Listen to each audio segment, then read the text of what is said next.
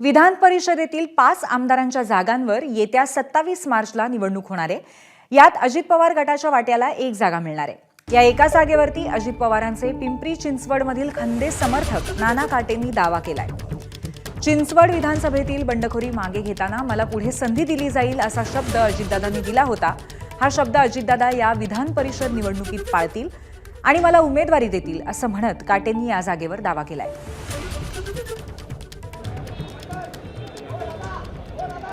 आलेले आहेत 2 आमदार विधान परिषदेवर घेतलेले आहेत।